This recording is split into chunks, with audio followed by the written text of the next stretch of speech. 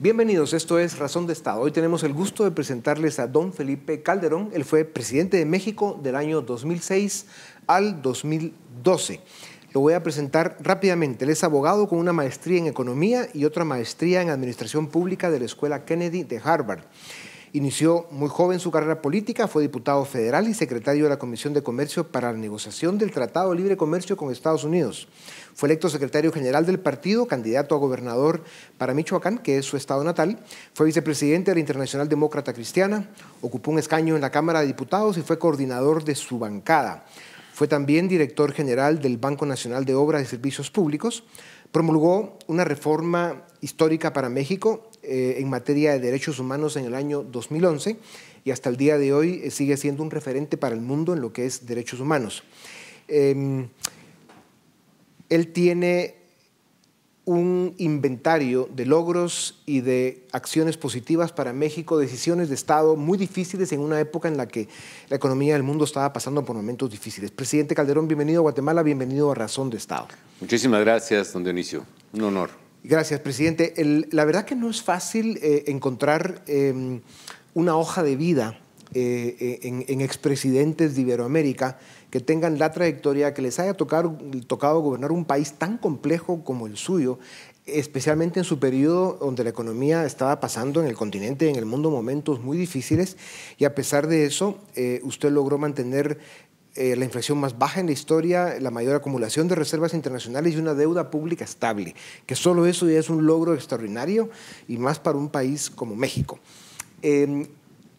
Está usted en Guatemala en el contexto de este cuarto encuentro ciudadano de Fundación Libertad de Desarrollo y hemos discutido muchas cosas en estos días de trabajo. ¿Cuál es la óptica que usted se lleva de Guatemala, sobre todo de cara a los desafíos, el proceso electoral?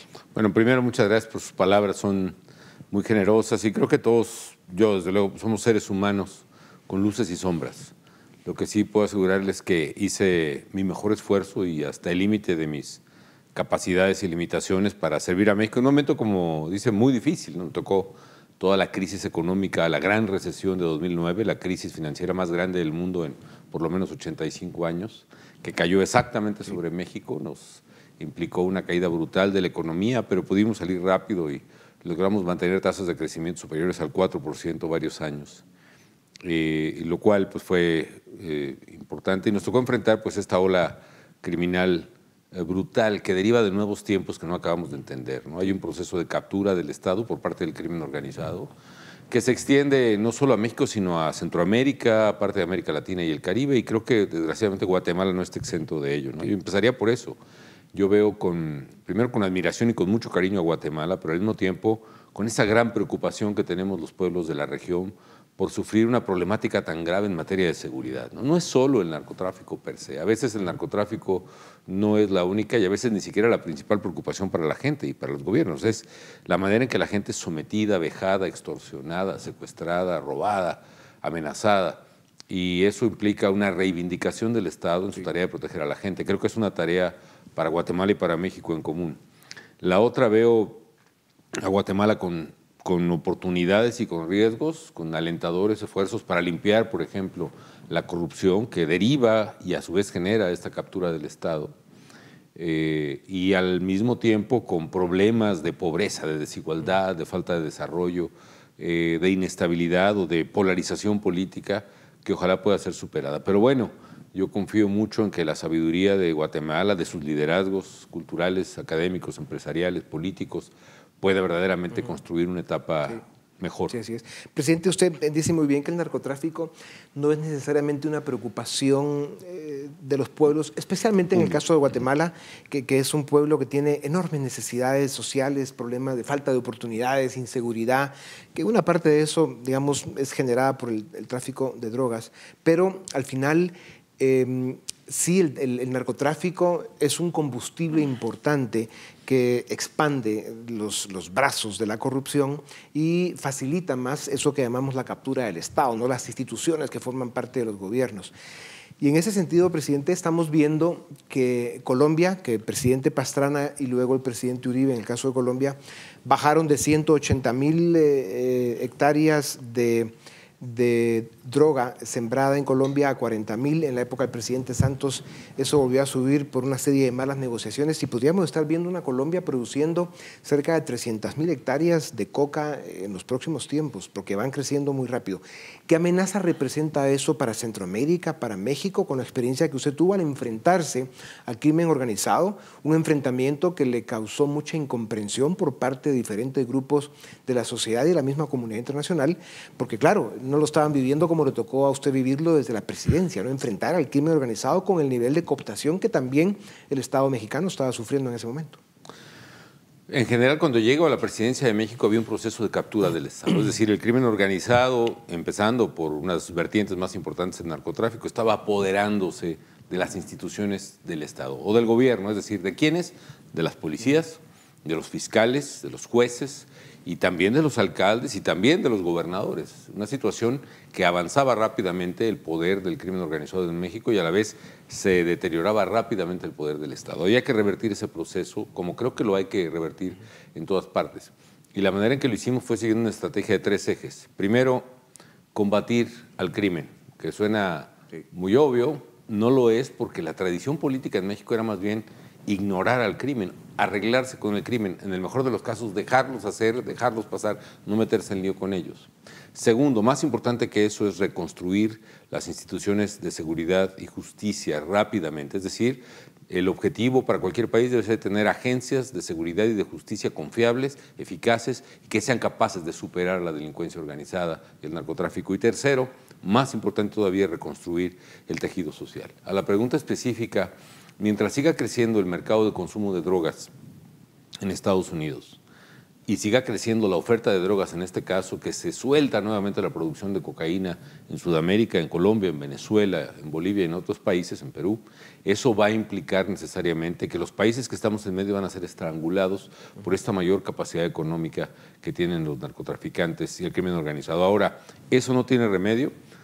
Yo pienso que sí, y lo que tenemos que hacer es escalar las potencialidades del Estado que permita verdaderamente que, hay que reconocer un dato, la criminalidad viene creciendo, como viene creciendo nuestros problemas y nuestros retos. La sociedad tiene más población. Bueno, Guatemala creció radicalmente entre el 85 y el 2015, casi 115% de su población. Correcto.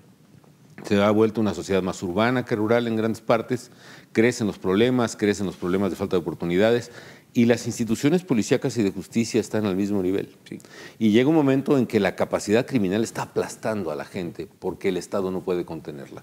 Lo que tenemos que hacer es un proceso inverso que haga que la capacidad del Estado sea superior y a la vez reconstruyamos el tejido social. Pero eso implica un riesgo. Hay que también explorar otras políticas, hay que debatir estos temas desde luego, pero dado el régimen que tenemos, la capacidad del Estado por combatir y dominar la delincuencia es vital, poniendo como objetivo, yo insistiría, más que combatir el narcotráfico en sí mismo, que hay que hacerlo, poniendo la seguridad de las familias como la gran prioridad del Estado para convertir a nuestras sociedades en verdadero Estado de Derecho. Presidente, otro fenómeno que estamos viendo en general en todo el mundo es un aumento en el consumo de las drogas, incluso América Latina, que si bien es cierto que ha sido tradicionalmente un país productor y que ahora lamentablemente esa producción está en aumento, también está en aumento el consumo. Además de que lo está obviamente en Estados Unidos, que es el principal mercado de esta región también. Esto acompleja más el tema. La famosa discusión de la legalización de las drogas, tanto de la producción como del consumo, el poner un sistema fiscal y controlar toda la parte de los efectos que tiene en la salud y en el deterioro de las personas, ¿no? ¿Cuál ha sido su posición al respecto? Primero, efectivamente sí, está creciendo en nuestras sociedades el consumo. Voy a dejar de hablar del caso de México, déjenme hablar del caso de México. Algunos dicen que porque los traficantes colombianos empezaron a pagar en especie y no en dinero a los traficantes mexicanos. Yo no creo, el aprendizaje que tengo es que más bien los criminales de este tipo, los narcotraficantes, lo que quieren es deshacerse del dinero. Entonces no creo que paguen en especie. Pero cualquiera que sea la razón, mi hipótesis es quizá más simple. Y es que México, sobre todo después del Tratado de Libre Comercio, tuvo un crecimiento importante del ingreso per cápita. Es decir, lo que se llaman los economistas a paridad de poder de compra, pasamos de más o menos $2,000 a $16,000. Y eso implicó que el mexicano promedio empezó a formarse una incipiente clase media. El mexicano promedio empezó a comprar más cosas, empezó a comprar mejor calidad de alimentos, se empezó a comprar más televisiones, pantallas planas, refrigeradores, microondas, teléfonos celulares. Se restableció el crédito con gobiernos como el de Zedillo, el de Fox y el mío. No teníamos crédito por la inflación. Empezó a aparecer el crédito, la gente pudo comprar automóviles, viviendas, pero también ese mercado con mayor capacidad de ingreso empezó también a comprar droga. Claro. Y eso provoca el crecimiento del consumo. Esto es muy importante, Dionisio, porque provoca un cambio verdaderamente estructural del comportamiento del crimen organizado. Porque en el siglo pasado los criminales se dedicaban a vender a Estados Unidos. Era un negocio exportador donde el valor agregado está en el transporte. Cuando empiezan, además del viejo negocio, a distribuir en nuestras ciudades y pueblos, su valor agregado no es el transporte, sino la logística de control de múltiples puntos de venta al mismo tiempo. No es lo mismo exportar café de Colombia en toneladas por barco que vender, perdón, por el comercial de Starbucks en cada esquina. Sí, tienes que cuidar la temperatura, el pay de manzana, en fin. ¿Esto qué genera? Que no es lo mismo colocar una tonelada de droga y pasarla de Mazatlán, digamos, a Tucson en un tráiler escondida, a vender 1 millón de bolsitas de 1 gramo, o sea, la misma tonelada, en las calles de Ciudad Juárez. Claro. Porque eso implica una red, un ejército que no existía antes de personas, de distribuidores, e implica el control territorial. Es entonces cuando el criminal le interesa no solo controlar a la policía de caminos que quizá ya tenía, sino controlar a la policía de la esquina en esa ciudad e incluso capturar a la policía de Ciudad Juárez. Este control territorial es la nueva variable que no existía antes. Y este control territorial lleva a otra cosa, la disputa contra otra organización por el mismo territorio que tampoco existía antes. Ese, por cierto, es el origen del crecimiento exponencial de los homicidios en México y en Guatemala y en Honduras y en El Salvador y en Jamaica y en muchas partes. No es la acción o la inacción del Estado. Por una parte. En cuanto al debate de drogas, yo honestamente sí creo, primero, que es un poco ingenuo pensar que esas son soluciones domésticas. Son soluciones que tienen que plantearse a escala global. Sí. Dicho de otra manera, si tú liberas el precio de las drogas y el mercado en Guatemala, pero no lo haces en México y no lo haces en Estados Unidos, el precio va a ser igual, porque el precio no se determina aquí. Pero sí creo que tiene que debatirse claramente eso. Yo creo que una solución, sin cambiar el régimen de prohibición de las drogas, es que haya gobiernos fuertes y confiables, honestos, con la capacidad suficiente para reducir los niveles de violencia de los criminales y proteger a las familias de delitos que les afectan tanto como el secuestro y la extorsión. Pero si no existen esos gobiernos honestos, el peor de los mundos, Dionisio, es gobiernos corruptos con sistemas prohibicionistas. Exacto. Porque el nivel de colusión y corrupción te corrompe toda la sociedad. Claro. Y hablando precisamente de eso, presidente, gobiernos corruptos, el narcotráfico también provoca esa contaminación en los procesos políticos, en los procesos electorales, diputaciones, alcaldías, la misma presidencia. Y esto, claro, degenera en una potencialidad mucho mayor en eso que estamos hablando de la captura del Estado. ¿Cómo se evita que los procesos electorales sean tan terriblemente contaminados como pasa a causa del narcotráfico? En Colombia ya se tuvo un narcopresidente, en Guatemala probablemente hemos tenido 2 o a lo mejor 3, pero hace falta terminar las investigaciones para que esto se pueda exponer públicamente. Y en México a mí me tocó lidiar con por lo menos muchos gobernadores, ¿sí?, que incluso ahora están en prisión, el de Tamaulipas o estuvieron el de Michoacán, en fin. ¿Por qué razón? Por su colusión con el narcotráfico y el crimen organizado. Me tocaba combatirlos con una terrible resistencia política del partido al que pertenecían esos gobernadores, por ejemplo, y con riesgos incluso personales. ¿Qué se puede hacer? Tenemos que ganar la carrera de la fortaleza institucional. Tenemos que tener instituciones, otra vez, de seguridad y justicia confiables, eficaces, fuertes. Y tenemos que tener instituciones electorales muy fuertes también, donde, ojo, no sea el dinero el que decida las elecciones. Sobre todo porque mientras siga habiendo el nivel de demanda que existe de mercados como el de Estados Unidos, se va a seguir produciendo y se va a seguir transportando. Sí, eso, digamos, abonaría a cómo debatir el tema de la vertiente económica de la legalización, que es el otro tema, pero este debate implica asumir y debatir todas las consecuencias, buenas y malas, de legalizar, ¿no? Puede efectivamente haber una hipotética reducción del precio del mercado negro, hipotética, porque no sabemos cómo se comporta la demanda de drogas, ¿eh? Suponemos siempre que es inelástica, pero es un tema demasiado técnico. Pero bueno, hay consecuencias también. No, si se legaliza, por ejemplo, no cabe duda que va a estar al alcance de más gente, de más niños, de más muchachos. Cierro este tema. Voy al tuyo que estabas planteando. Se puede enfrentar el tema del narcotráfico y evitar que contaminen los procesos electorales, pero se requiere Estado fuerte. Se requiere fiscales que sí puedan acusar a un candidato e incluso a un gobernante o un presidente, y se requieren instituciones electorales muy fuertes también que eviten que el dinero haga lubricar el sistema electoral. Claro. Un largo camino por recorrer, pero que definitivamente hay que recorrerlo. Presidente, en México está pasando un momento complejo con la presidencia de Andrés Manuel López Obrador. ¿Cómo la ve usted? Hay una serie de contradicciones y de conflictos ya. La ambivalencia en muchas de sus decisiones, mensajes que han provocado a la economía a niveles de desconfianza importantes, los riesgos en un momento determinado que quiera lanzarse al tema de la reelección. ¿Cómo ve esas amenazas? Primero, yo creo que la presidencia de López Obrador y el fenómeno que esto implica es un resultado lógico del desaseo y del nivel tan grave de corrupción al que llegamos desgraciadamente en años recientes. La gente estaba harta y encontró en él una voz que aglutinó esta inconformidad, este verdadero enojo de la gente, y eso lo hizo presidente. Y esperemos que esa presidencia fuerte que ha construido le permita entregar los bienes que la gente está esperando y que él prometió. Efectivamente, como tú dices, sin embargo, hay señales económicas que están generando mucha incertidumbre. Creo que es evidente, y los mercados lo están diciendo, el haber cancelado, por ejemplo, la mayor obra de infraestructura, quizá de América Latina, después del Canal de Panamá, que hubiera sido el aeropuerto de la Ciudad de México. Eso implicaba el que los inversionistas están viendo un gobierno, primero, que no está atento y no tiene el dominio técnico de temas económicos, y segundo, que cambia las reglas de un día para otro, lo cual genera una terrible incertidumbre. Cuando esta decisión se toma por razones verdaderamente caprichosas y por argumentos verdaderamente ingenuos, se cae la inversión hacia México. Por primera vez en varios años, la inversión fija bruta de noviembre, por ejemplo, es negativa, menos 3.2%. Yo creo que en diciembre volvió a ser negativa, creo que en enero volvió a ser negativa. Y cuando en un país no hay inversión, claro, no hay crecimiento. Sí. Y de hecho, hace un año se esperaba que México creciera, este año más o menos casi al 3%. Y ahora los pronósticos, todos oficiales del propio Banco de México, el Fondo Monetario, los bancos, etcétera, pronostican una baja en el crecimiento económico para México de 1.5, 1.6.